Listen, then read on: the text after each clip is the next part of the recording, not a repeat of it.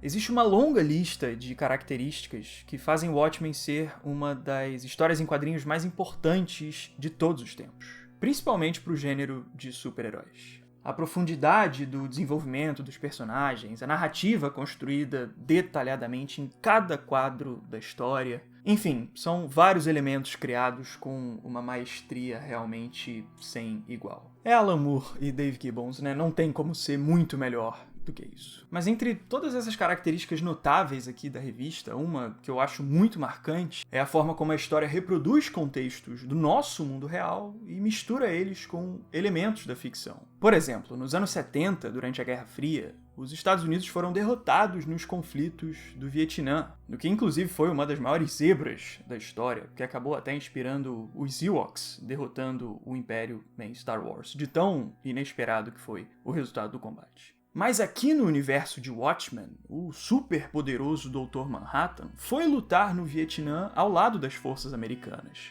o que fez os Estados Unidos saírem vitoriosos da guerra. É claro, os caras tinham um semideus no campo de batalha. E uma parte muito importante da construção da trama de Watchmen é o fato do roteiro desenvolver muito bem quais seriam as consequências dessas mudanças da história da humanidade, explorando a forma como a sociedade seria afetada por essas alterações históricas.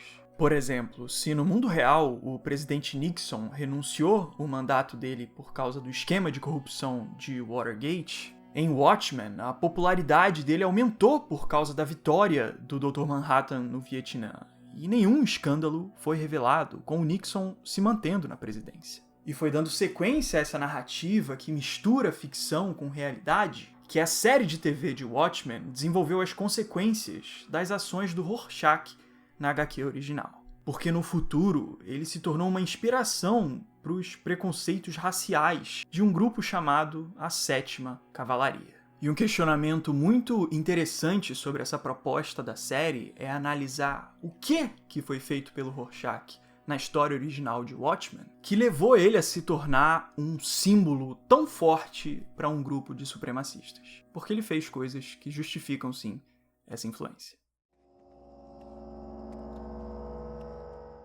Primeiro, para a gente entender o impacto do Rorschach na série, é interessante a gente analisar a criação dele aqui na HQ, que foi aonde tudo começou. O Alan Moore, o roteirista de Watchmen, desenvolveu o Rorschach com grande inspiração em outro personagem de quadrinhos, o Questão, que por sua vez foi criado pelo Steve Ditko. O próprio visual dos dois personagens já deixa bem clara essa influência entre eles dois, né? Pra não deixar dúvida. E um ponto marcante da origem do Questão foi o fato do Steve Ditko se inspirar fortemente na obra da russa Ayn Rand, que defendia uma filosofia chamada objetivismo, que é definida pelo racionalismo individual, de acordo com a própria Atlas Society. E o objetivismo foi tão importante para a criação do Questão e, consequentemente, do Rorschach, que o próprio Alan Moore já comentou o que ele mesmo enxergava nessa filosofia, numa entrevista para a revista Comic Book Artist. Devo dizer que acho risível a filosofia de Ayn Rand. Foi um sonho supremacista branco de raça superior. E, na sequência, ele complementou. Steve Ditko tinha uma forte agenda de direita, que ele tinha direito de ter. Mas na época era muito interessante, e isso provavelmente me levou a representar o Rorschach como um personagem de extrema direita. Então esses dois conceitos de supremacia e extremismo de direita marcaram o processo de criação do Rorschach. E por isso o personagem demonstra a proximidade dele com essas ideologias ao longo da HQ de Watchmen. Logo no início da história, está escrito no diário do Rorschach que o mundo está à beira do abismo, contemplando liberais, intelectuais e sedutores de fala macia, o que demonstra a forma extrema com que ele enxerga a oposição política. Na sequência, o Rorschach descreve um encontro incômodo que ele tem com o Ozymandias, questionando a possibilidade do Adrian Veidt ser homossexual, algo que não tinha nenhuma relação com os eventos que estavam acontecendo nesse momento. Essa situação indica a forma como o Rorschach considera orientações sexuais na formação do julgamento dele sobre outras pessoas. Quem sabe até por causa da sexualidade dele mesmo. Um trecho que desenvolve melhor essa questão é a cena que mostra o Rorschach apertando a mão do Coruja, permanecendo no aperto, até o Coruja usar sua outra mão para separar o comprimento. Até que no fim Rorschach leva a mão em direção ao peito, com a máscara formando um sorriso. Essa movimentação é muito significativa porque, no momento anterior da história, o Coruja faz esses mesmos movimentos na frente da Espectral, como uma forma de demonstrar a atração inibida que ele sentia por ela, porque, afinal, a gente viu, no desenrolar da história, o que rolou entre eles dois. Existe um paralelo em relação à movimentação dos personagens, ao posicionamento deles e até na estrutura dos quadros das duas sequências. E quem sabe todas essas semelhanças queiram dizer alguma coisa, que já dá pra imaginar o que é. E é justamente por causa desses moralismos e conflitos internos mal resolvidos do Rorschach que ele busca refúgio na leitura do jornal New Frontiersman, que nas palavras dele mesmo são os únicos em quem ele confia. Esse jornal é tão significativo que até tem algumas páginas completas publicadas ao longo de Watchmen, para que o leitor da HQ conheça melhor as influências do Rorschach. Então vale a pena fazer essa análise aqui com bastante atenção. Como Alan Moore representou o Rorschach como um personagem de extrema-direita, consequentemente o jornal que ele lia também seguia esse mesmo alinhamento extremista, que por sinal fica bem evidente nas referências ultranacionalistas aqui do jornal. Mas um ponto drástico do conteúdo do New Frontiersman é a forma como ele defende as intenções da KKK, a Klan, aquela organização americana que existe no nosso mundo real e prega ideais racistas de supremacia branca. O jornal basicamente passava um panão para a Klan em artigos como esse aqui. A Klan não era exatamente legal, mas seus membros trabalhavam voluntariamente para preservar a cultura americana em áreas onde havia ameaças reais de que essa cultura pudesse ser superada e assumir tonalidades mestiças.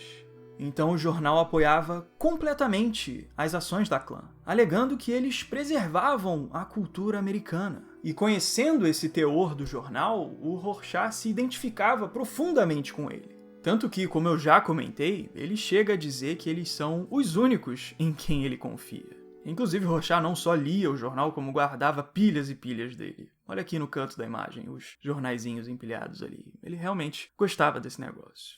E é justamente por causa dessa confiança do Rorschach no New Frontiersman que, no fim da história, ele entrega para o jornal o diário dele, que tinha todas as revelações sobre o plano do Ozymandias para manipular a política mundial, que fazia desse documento uma ferramenta política poderosíssima. E assim, entregando esse diário, o Rorschach deu força para o New Frontiersman, se tornando um cúmplice de toda a influência que eles propagavam. Porque se ele não concordasse com a visão extremista do jornal, ele não teria entregue o diário para eles. Ele sabia o que ele estava fazendo. Então, mesmo que o Rorschach não tenha sido individualmente racista em Watchmen, ele não só apoiou quem era, como deu ainda mais respaldo para essas pessoas serem. E assim, ele deu voz ao racismo.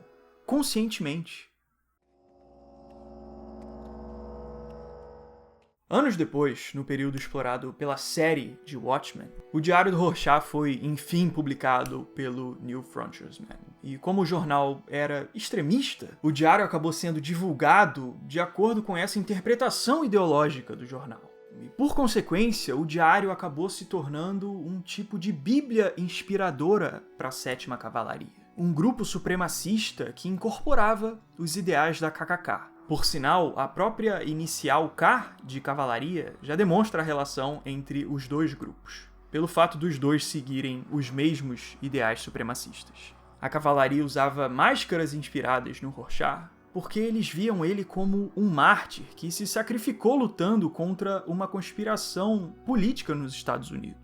E para associar as ideias do Rorschach ao movimento supremacista deles, a cavalaria adaptou os registros do diário e usou eles como base para a ideologia racista que eles seguiam. Um bom exemplo dessa apropriação das ideias do Rorschach aparece logo no primeiro episódio da série, quando a cavalaria divulga um vídeo onde eles dizem que traidores da raça pedirão a salvação.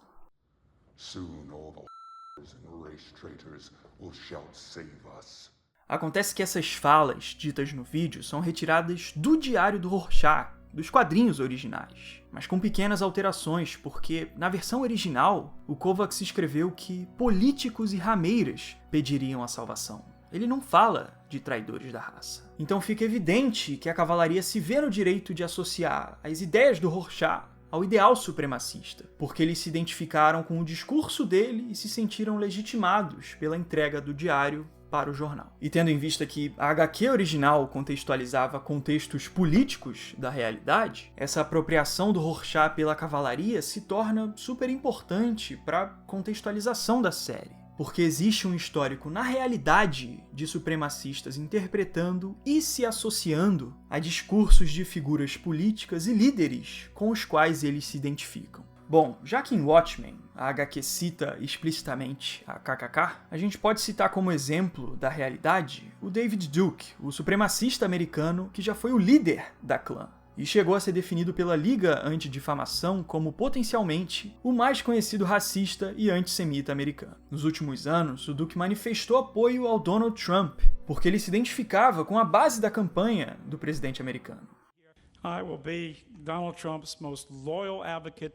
E o Duke faz questão de manifestar possíveis identificações com os cenários políticos de vários países diferentes, incluindo até o nosso Brasilzão. Em 2018, o Duke comentou no programa de rádio dele o que ele pensava sobre o então candidato à presidência, Jair Bolsonaro, dizendo o seguinte: ele soa como nós, e também é um candidato muito forte, é um nacionalista.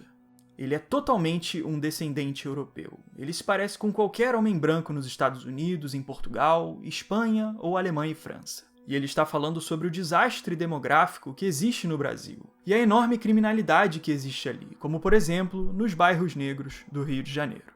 Essas declarações mostram que, na nossa própria realidade, extremistas fazem questão de buscar associações a discursos com os quais eles se identificam. Então, mesmo com a reação do Bolsonaro, que rejeitou essas declarações do Duque, fica evidente que a ação supremacista busca se afirmar e expandir suas intenções políticas através de vozes que eles enxergam como semelhantes. Por isso que a ação da cavalaria é totalmente coerente com o que foi feito pelo Rorschach na HQ.